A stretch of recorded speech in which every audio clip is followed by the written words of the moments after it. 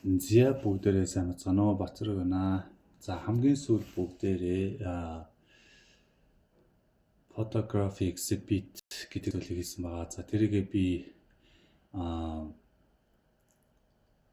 ID-г өөрчлөөд anti-gravity болгоод тэгээ сайжруулад ийм ингээ болгосон байна. Ийм болгосон байна. За энэс өөр олон зургууд байж болдог. Тэгэнгүүтээ ороод нүдийг харчулдаг. За одоо бүгдээрээ маш олон хичээлүүдийг CSS Libraries and Frameworks гэсэн сэдвээр үзсэн. За одоо энд ингээд review хэсэг байгаа. За энэ review-ийг болох юм бол би энд монгол хэл дээр бэлтгэсэн байгаа. Монгол хэл дээр бэлтчихсэн байгаа.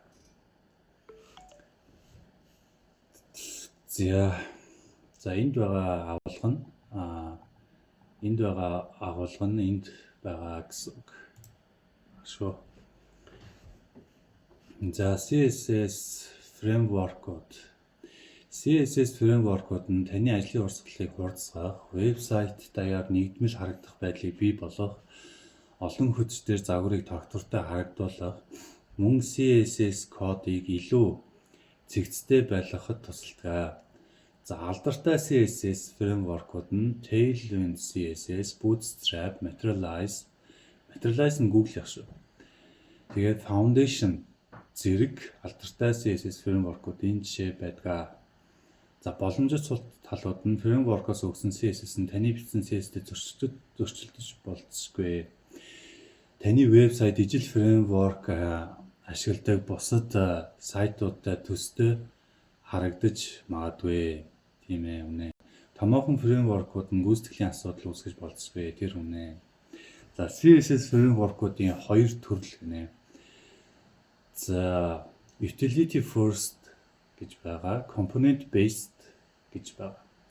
За utility first фреймворкууд нь margin, padding эсвэл дэвсгэр өнгө, тохируулах зэрэг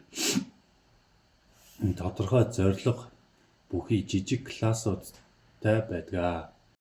Та эдгээр жижиг классуудыг HTML элементүүдэд шууд оноож өгөх боломжтой.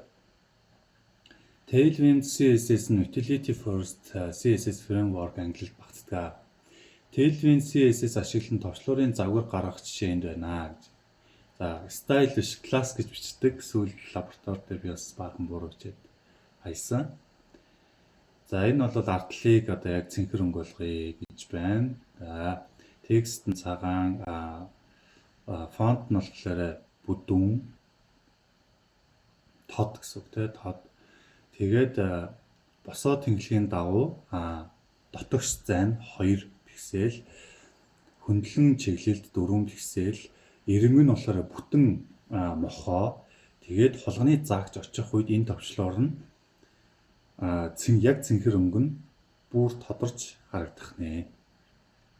За component based гэж. За бүрэлдэхүүн суурьтай фреймворкууд нь вебсайтаа нэмэх боломжтой.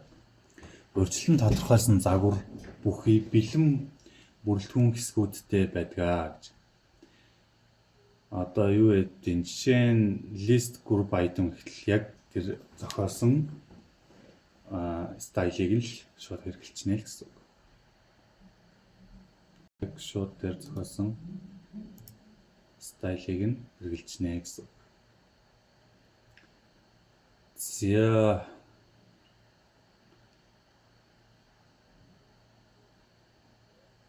бүрэлдэхүүн хэсгүүд нь CSS framework-ын албан ёсны баримт бичигт байдаг бөгөөд та эдгээрийг төсөл рүүгээ хуулж тавих боломжтой.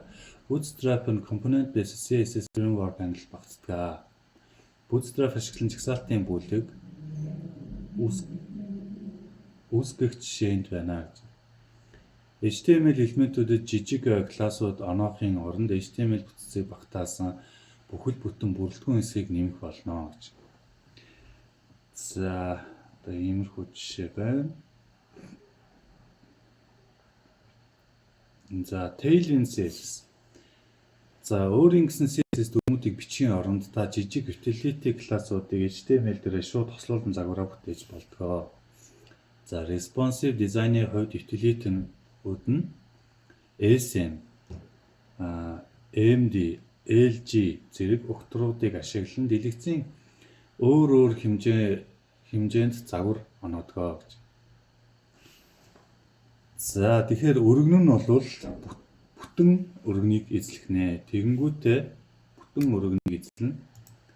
За бүтэн өргөнийг эзлэхдээ дунд хэмжээ буюу одоо нэг таблетны хэмжээнд дэлгэцний талыг нь эзлэнэ. За том хэмжээнд LG гэхээр одоо бүтэн full desktop-тэй тийм хэмжээнд бол Flex RAW байна шүү гэж. Flex RAW. Тэгэхээр уянгартаа ингээд доошо мөрнүүд болчихно гэсэн. Мөр. За Flexbox utility-ийн Flex Call, Justify Round болон Item Center зэрэг классууд нь уян хатан бүтээц үүсгэхийг хялбар болгодог гэж. За ингэхээр эхлээд Flex гэдгээ заавч хэрэгтэй. Flex юм уу, Block юм уу, Grid юм уу? Яг зөв Grid юм уу? Тэгээд Flex Call, AMD Flex RAW гэж юм. Тэгэхээр дунд дэлгэцээр Flex RAW болчих юм байна. Ер нь бол default утга нь Flex Call болно гэсэн. Тэгээд Justify Round гэхээр зэрэгцүүлэлт нь яг хуваарлагдсан байдалтай байна гэсэн. Яг ингээд хүрээлэгдсэн хоёр талын ажлын зайтай. За тэгээд доторх байгаа элементүүд нь голлсон байна гэж. Энэ хоёр элемент голлсон байна гэсэн. За grid utility. За Tailwind grid calls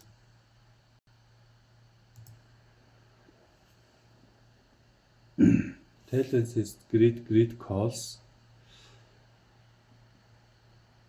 AMD grid calls 3 гэж жишээ байдаг гинэ. Тэгэхээр нэг багантай энэ дунд хэмжээний дэлгэцээр болохоор 3 багантай болно гэж зааж өгч байна. За энэ бол padding 4 гэдэг юм лээ. За нэг жоохон тийм юм нэг юм жоохон ингээд давтаад бичт юм лээ. Гэхдээ тухай бүрт нь ингээд өөрчлөлт явах боломжтой л байдаг юм лээ.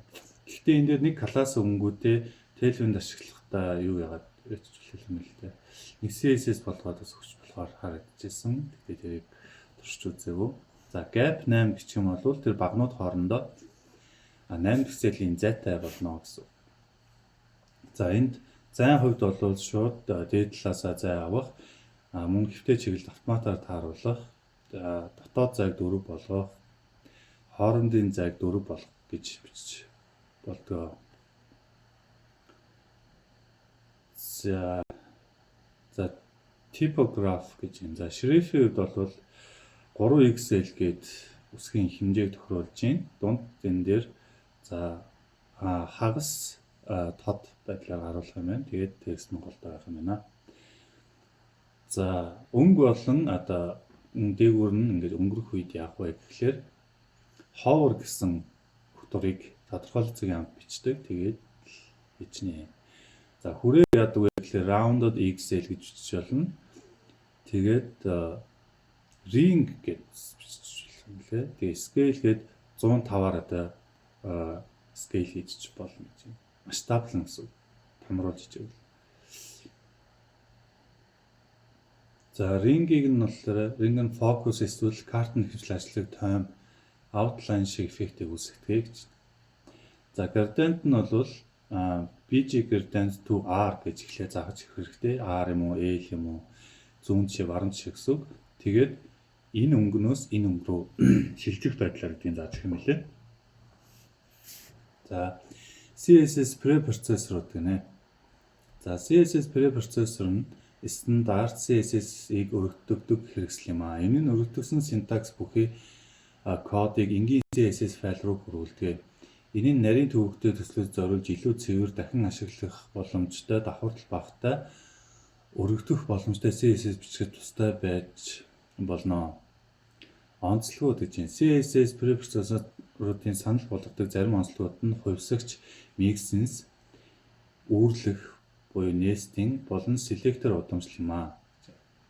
За алдартай нь болохоор sassless болон style as байдаг гинэ. Sassless style as. Sassless style as. Style as. За. Тэгээд style as байдаг.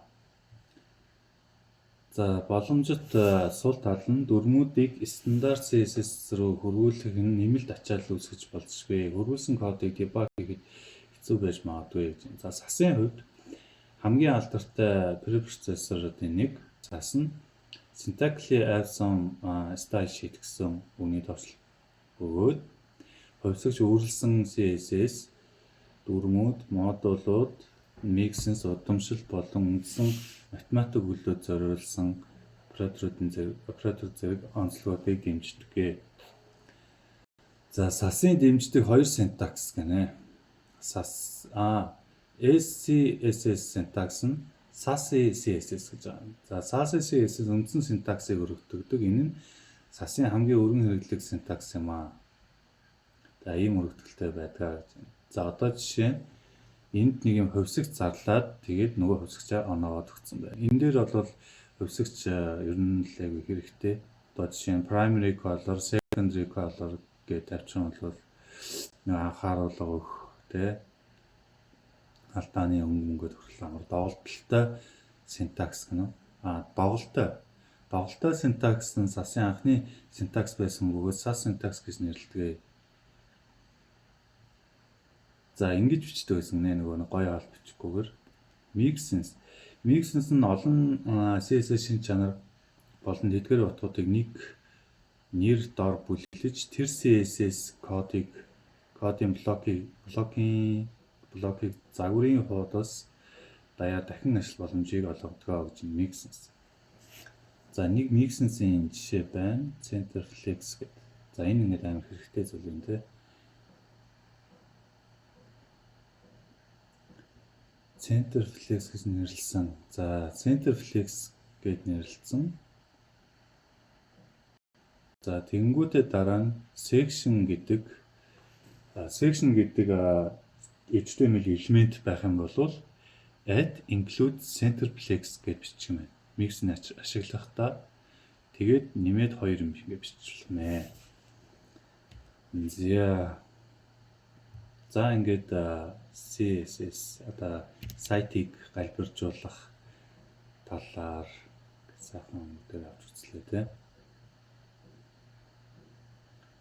Talent grid responsive process. За энийг ингээд уншсан гээд submit дарчи. Үүний дараа асуултууд шалгалт байдаг. Түгээр иргэн уулзцай баярлалаа баяртай.